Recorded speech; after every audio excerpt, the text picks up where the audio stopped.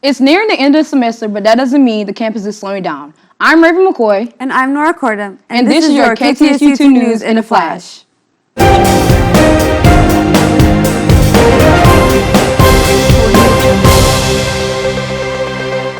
Houston mayoral candidates have a last chance to secure their vote.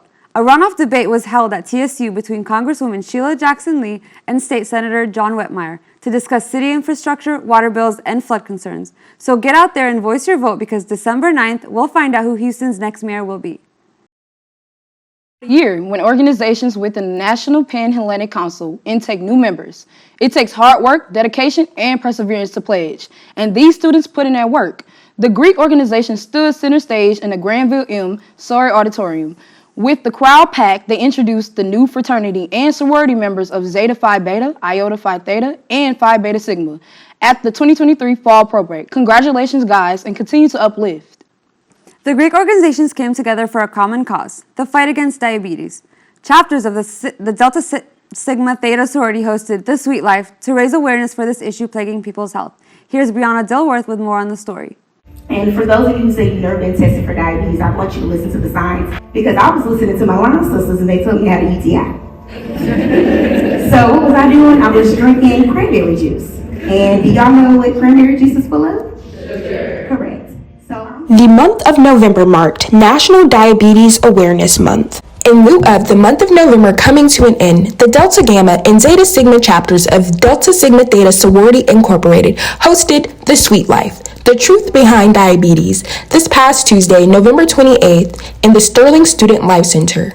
So I really hope that the attendees get out of this just more knowledge about diabetes and not just the typical things that you hear. Learning that diabetic jokes are not funny and this is real life. This is something that I live with every single day, and that their support and their knowledge will help diabetics feel normal, and then also just educating themselves so that they can help someone else. Maybe someone doesn't know they're diabetic, they have a low blood sugar moment or something like that, and they can jump in and assist because they are knowledgeable about the disease.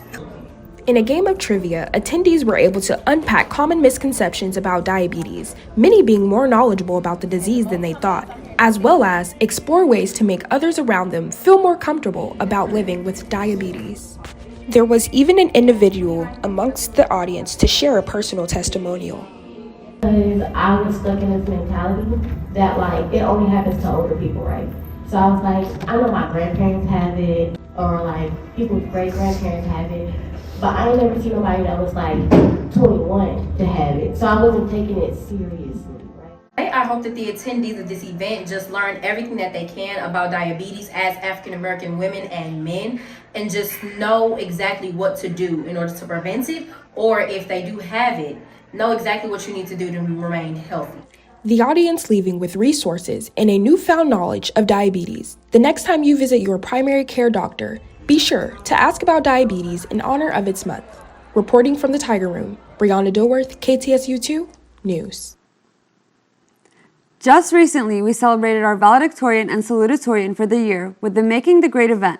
Kat Hernandez and Jasmine Gendorf, respectively, both played softball, putting student athletes in the top 2. It was quite the experience.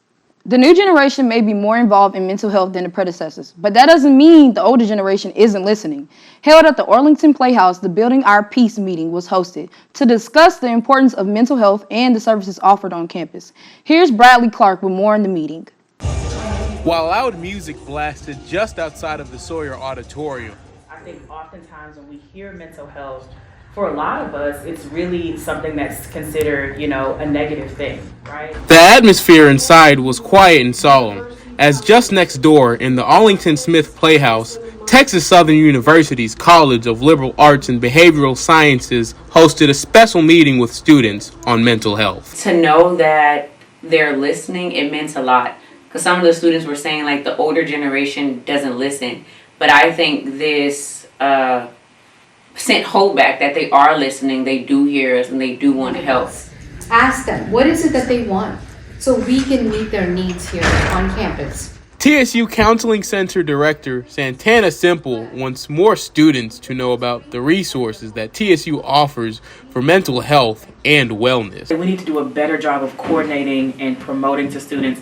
Here are all of the resources, even the 24-hour crisis line that students have access to that's on the back of their student IDs. Things like that that are very vital and important to students to know, because I know that there are students on this campus that are suffering in isolation just because they don't know what's available to them. So when I hear mental health, I really am embedded in understanding, you know, what may the next person be going through.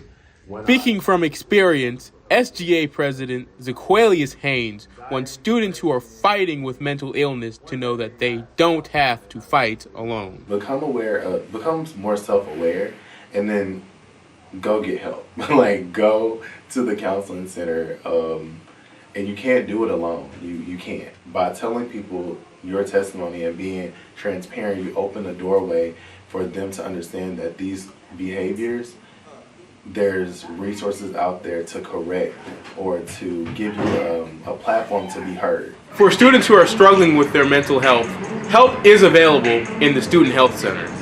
Reporting from the campus of Texas Southern University, Bradley Clark, KTSU 2 News. As students leave for the holidays, we want to make sure everyone can experience the joy that we do. That's why from the 1st through the 9th of December, KTSU is running a toy drive. Take the time to drop off an unwrapped gift at the JHJ building from 10 a.m. to 5 p.m.